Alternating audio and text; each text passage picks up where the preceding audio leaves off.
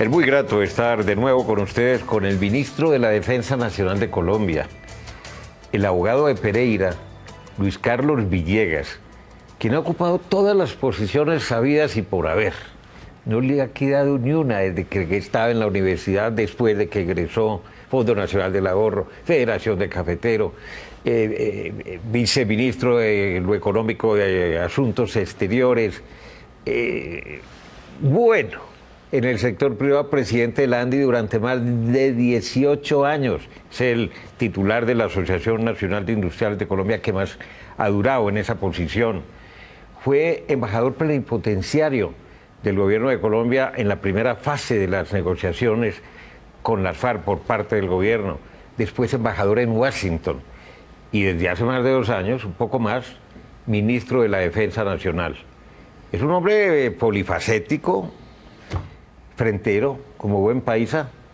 ¿Está feliz en su cartera o con su cartera? Bueno, la felicidad no es propiamente la palabra, pero yo sí creo que muy satisfecho. Es, Darío, un balcón del Estado, tal vez el que más abarca el funcionamiento de estas instituciones colombianas. Yo creí que desde las cosas que había hecho, que usted menciona, sabía pues muy cerca de la totalidad del funcionamiento estatal. No, este es un sector que realmente es otro universo y que muestra también el gran cambio que ha sufrido Colombia. Una persona que ha estado en el mundo diplomático, también fue embajador en París, pero adicionalmente que viene del sector privado, el sector público y sector privado, que han sido sus dos ejes, sus dos actividades fundamentales, tenía una visión muy distinta cuando estaba al frente de los empresarios de Colombia, desde la ANDI, que la que tiene en este momento. Sí, pero por una razón, no porque no se conociera bien cómo eran las instituciones militares, castrenses, policiales, sino por la transformación que han sufrido en los últimos 8 o 10 años. Es realmente un cambio muy grande. ¿Cómo son esas fuerzas militares hoy por dentro? Porque al principio hubo mucho rumor, que ruido de sables, que los militares en retiro, los generales oficiales están furiosos, que no comparten el proceso, el acuerdo, los términos de la justicia transicional, que hay realmente insatisfacción al interior de la tropa. Hablemos de las fuerzas activas. Hoy nuestras fuerzas militares y nuestra policía, como lo repite muy frecuentemente el presidente Santos, son las fuerzas más poderosas de nuestra historia. Eso es fruto de una decisión explícita, no es fruto del azar. No puede repetirse en Colombia el error que se cometió, nosotros también, como país que estaba en el grupo de Contadora, en Centroamérica. En Centroamérica pensamos todos, europeos, americanos, canadienses, brasileños, colombianos, que como habían firmado la paz, ¿para qué necesitaban fuerza pública? Y entonces se desmantelaron los ejércitos y las policías, ¿para qué un país en paz necesitaría buques o aviones o investigadores? Y resulta que hoy estamos pagando esa decisión 25 años después, teniendo que dar toda una cooperación de esos mismos países inclusive, para que Centroamérica vuelva a tener unos niveles de seguridad, porque tiene unas amenazas de crimen organizado, de pandillas, de ocupación de territorios, por cuenta de que no tuvieron fuerza pública. Entonces en Colombia, lo primero que hay que decir es que tenemos la fuerza más poderosa de nuestra historia. Y más profesional. Claro. Y segundo, la más moderna. ¿Por qué digo yo eso? Un ejemplo. En el Palacio de Justicia, terrible tragedia aquella que vivimos. Cuando terminó ese evento y se empezó a negociar con el M-19, se le preguntó a esa cúpula de ese entonces, bueno, vamos a establecer una justicia para solucionar también el problema judicial del Palacio de Justicia, de los agentes del Estado, entre ellos los de la Fuerza Pública. Ah, no, nosotros no hicimos nada que valga llevarse a los tribunales.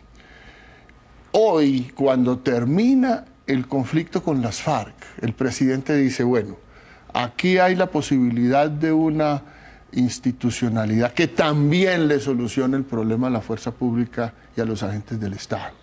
¿Qué opinan? La respuesta es sí, señor. Hoy sí, nosotros antes era no. Errores, pero los cometimos en nombre de las instituciones colombianas. Luego nos gusta la idea de que haya una institucionalidad especial que analice nuestros errores o nuestras virtudes a la luz de esa realidad que era un conflicto bajo el derecho Pero ese internacional. tribunal va a ser el mismo que se va a ocupar de los exguerrilleros de las FARC y de otros actores del conflicto. Sí, pero con procedimientos distintos, que fue lo que el presidente muy hábilmente diseñó. Tenemos una institucionalidad negociada con las FARC para juzgar a las FARC. Unos beneficios negociados con las FARC para que las FARC salgan de las cárceles, los que estaban condenados, y los que están investigados o eran parte de la organización con delitos que no son de lesa humanidad, puedan tener unos beneficios, por ejemplo, la amnistía o la libertad provisional. Para los agentes del Estado, entre ellos los miembros de la fuerza pública, no hubo negociación con las FARC. Fue un procedimiento acordado con la fuerza pública, unilateral del gobierno. Yo recuerdo que firmamos un memorando de 10 puntos. Yacid Reyes era el ministro de Justicia y yo en la Escuela Militar de Cadetes en presencia del presidente.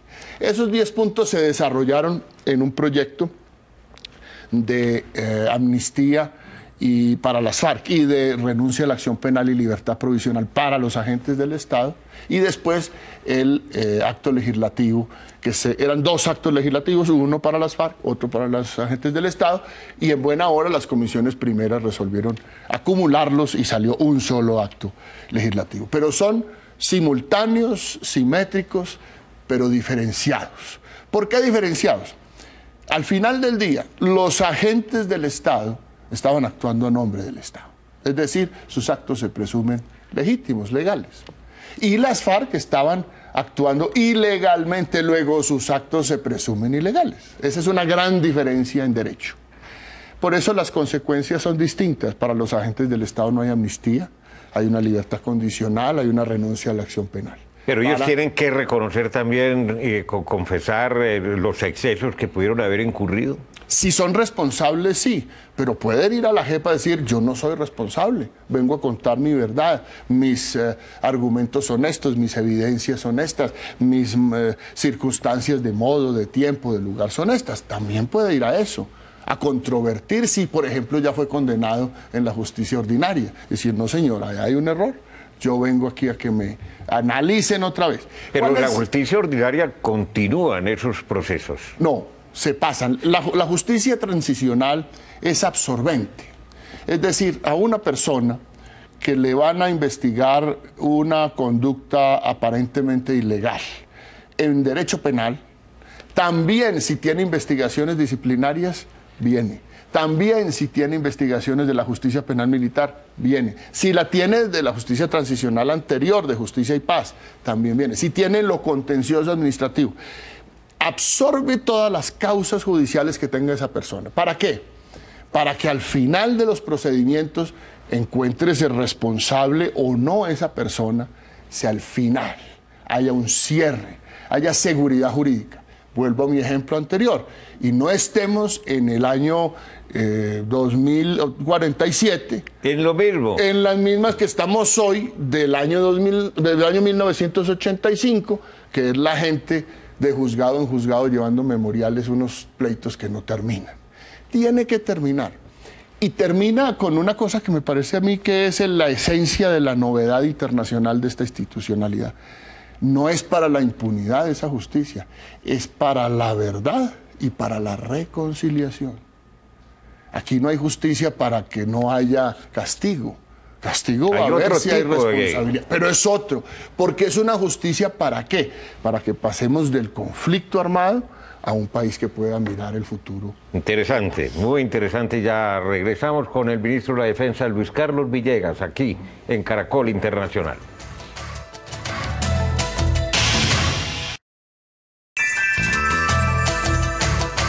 Regresamos en Caracol Internacional con el ministro de la Defensa Nacional de Colombia, Luis Carlos Villegas. ¿Se puede pensar que un subalterno, un soldado, un suboficial, en desarrollo y aplicación de la Justicia Especial de Paz, más conocida con la sigla de JEP, pueda acusar a un general de haber recibido de él órdenes para cometer un falso positivo, por ejemplo? Muy importante esa pregunta, porque fue una de las discusiones que nos tomó más tiempo reflexionar. ¿Cómo terminó siendo la institución para eso? La delación no genera beneficios adicionales para quien delata. Entonces, si siente la obligación moral de hacerlo, pues bienvenido al expediente, contribuirá a la verdad. Pero por delatar no se va a ahorrar un día de cárcel, ni se le va a acelerar su libertad condicional. Ni tiene que aportar pruebas tampoco. Ni tampoco, porque es una mirada individual. Usted, cómo participó en el conflicto y cuál es su responsabilidad. Ese es un punto. El otro punto es la definición del mando. Hay dos extremos hoy en el mundo, no en Colombia, en el mundo. Unos que dicen, usted por el solo hecho de ser general, responde de ahí para abajo de lo que hagan sus subalternos. Independientemente de si usted sabía o si usted contó. El jefe. Usted es el jefe. Y jerárquicamente usted responde. Y otra que dice, los subalternos son responsables en el momento en que hayan tomado la decisión sin instrucciones o sin conocimiento o sin que su jefe hubiera podido contravenir esa decisión de los subalternos. O sea, la libertad total y la reglamentación total. Lo que se hizo en Colombia es muy novedoso, porque cumpliendo los estándares internacionales y en desarrollo de las instituciones de derecho internacional público, lo que se hizo fue decir, por el solo hecho de usted ser general, bueno, así no se dice, pero por el solo hecho de tener un rango, usted no es responsable de lo que siga sucediendo abajo por sus subalternos. Son responsabilidades individuales. Pero, salvo que usted haya conocido y no haya dicho, que usted conozca después de los hechos y no haya denunciado, que usted haya tenido medios para impedir que eso sucediera después de conocer. Es decir, una serie de requisitos que me parece que hacen que la institucionalidad que se aprobó sea la correcta. Es decir, un oficial de alto grado que dio la instrucción de falsos positivos tiene que responder ante la justicia. Pero unos subalternos, un teniente que hizo falsos positivos para su propio beneficio sin que el coronel supiera o sin que el coronel tiene que responder, es él, no el coronel. Bueno, las tropas... Entonces, a los quienes dicen, pero es que en Colombia no hemos podido meter a la cárcel un solo general. Eso me parece discriminatorio. Porque, y digo con el ejemplo, es como decir que hay muy poquitos pereiranos que están acusados. No necesitamos ni pereiranos ni generales, necesitamos culpables, responsables, que la justicia identifique como tales. Ya los militares, la fuerza activa, la fuerza pública activa, la policía y Fuerzas Armadas en general, quedaron tranquilos con ese modelo acordado y convenido. Pero Darío, es que fue acordado y convenido. Con ellos. Con ellos. En mi mesa de trabajo en el ministerio. Cuando yo llegué no había ninguna comunicación, ninguna, de los militares con el proceso de La Habana. Como si fuera en otro país. Nadie les daba información, no se ocupaban de que fluyera esa información. Lo primero que me ocupé en hacer en junio, principios del 2015, fue juntar a los equipos de la cúpula con la negociación de La Habana. Y en 3 semanas estábamos ya al día y pudimos empezar a hablar de la institucionalidad para la fuerza pública y la famosa subcomisión técnica para el fin del conflicto y la verificación internacional del cese al fuego. Esas dos cosas son consecuencia de acuerdos con la cúpula militar y los oficiales. En este momento en el mundo entero se está planteando, superado el tema del sapo, de la justicia transicional y muchos otros aspectos de los que se convivieron en La Habana. El Centro Democrático del expresidente Uribe pues todavía no acepta y dice que lo va a hacer trizas si ellos ganan las elecciones en el año 2018. Pero la comunidad internacional que se ha aplaudido, que ha aceptado, que ha apoyado, que lo está haciendo fervorosamente, Estados Unidos, con Trump, por supuesto con Barack Obama, por supuesto la Unión Europea, el mundo en general, aplaude lo que ha sucedido en Colombia a pesar de muchas controversias y polarizaciones internas.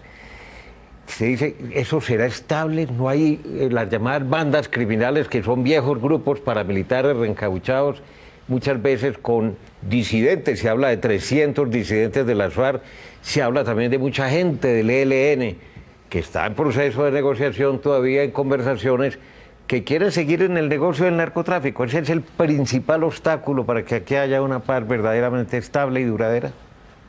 Yo creo que son dos obstáculos, pero me parece más grave el primero que le voy a decir, que es que en el futuro resolvamos incumplir los acuerdos. Ese a mí me produce inmensa preocupación y tiene una fórmula acordada en ese texto y en los paquetes legislativos y constitucionales que se han aprobado en el Fast Track, que es el principio de la inescindibilidad. Ese es un principio que está presente en todos esos acuerdos. Es decir, si usted desmonta para los militares una cosa, lo tiene que desmontar para las FARC. Si usted le aprueba a las FARC una cosa adicional, se lo tendrá que también aprobar para los militares o los agentes del Estado. Eso en lo que tiene que ver con la justicia. Pero incumplir en las otras cosas, como el punto 1, por ejemplo. El punto 1 es un gran programa de desarrollo rural, el que estamos intentando desde Olaya Herrera, bregando por hacer un programa rural. El presidente Mariano Ospina lo intentó, el presidente Carlos Lleras. Vinimos del DRI, del PRI, en fin, diga una cosa. Y no hemos podido. Y no hemos podido. Por fin tenemos un catálogo de qué es lo que hay que hacer. Pero quién sabe si pasa en el Congreso. No, sí pasa porque las cosas se hicieron de modo que podamos usar los activos que están hoy en poder del Estado, de la nación, no arrebatándole tierra a la gente. No, es con los activos rurales que tiene el Estado que se puede hacer una gran modernización de nuestro campo, que como todos sabemos tiene unos niveles de pobreza bastante mayores que los de la ciudad y un aislamiento de incomunicación inmensamente grande. Entonces, a mí sí me parece que la primera amenaza es que alguien resuelva en el futuro que no cumple los acuerdos. Y eso no lo entendería la comunidad internacional. Ese alguien estará consciente cuando tome esa decisión de que lo que está violando no es un acuerdo, es el derecho internacional el que está. Y ahí le caerá la comunidad internacional con los reclamos correspondientes. El segundo capítulo, que es los territorios donde las FARC tenían influencia, ¿van a pasar a manos de criminales o del ELN? Y mi respuesta es no. Pero si algunos de ellos ya están tomados por ya criminales. Estaban. Cuando estaban las FARC en el Chocó, también estaba el Clan del Golfo, también estaban los Pelusos, también estaban los Puntilleros, también estaba el Ejército de Liberación Nacional. Se fueron las FARC y quedaron estos más visibles. Pero se han fortalecido. Pero territorios no es verdad. Mire usted que el Clan del Golfo, no más esa organización, hace 6 años tenía 4.200 hombres armados. Hoy tiene entre 1.800 y 2.000. A mí que me digan qué organización, legítima o ilegítima, legal o ilegal, que pierde más de la mitad de sus miembros, es una organización en expansión, ocupando territorios, creciendo los ingresos para hacer más delito, creciendo los cultivos ilícitos. No, señor, esa es una organización en desmantelamiento. Ya perdió la mitad. Y vamos con este segundo capítulo de la operación Agamenón a desmantelarlos definitivamente. Los puntilleros están a punto de ser descaracterizados como grupo armado organizado. Los pelusos pierden membresía y pierden fortaleza a cada minuto. El ELN tiene una visibilidad mayor, se ha recostado más en el terrorismo para su visibilidad en la negociación. Pero no es una fuerza que sea más poderosa que hace 5 o 6 años. Al contrario, los eventos con el ELN son en número bastante menores. Vamos a cumplir un compromiso y ya regresamos al último segmento con el ministro de la Defensa, Luis Carlos Villegas, en Caracol Internacional.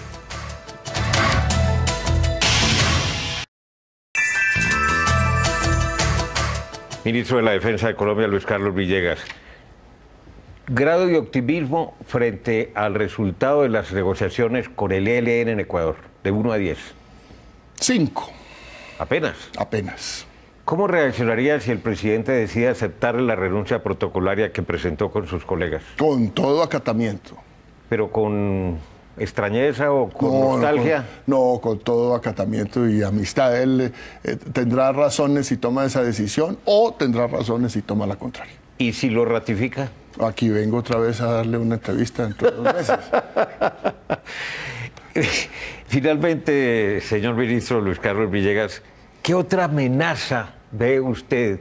Aparte ya de la guerrilla, del proceso y de todo lo que hemos hablado, ¿Venezuela es una amenaza potencial para Sin Colombia duda, en sin manos duda. de los militares? Sin duda, y no, no en el sentido... Tenemos cómo enfrentarla eventualmente, que Dios no lo permita.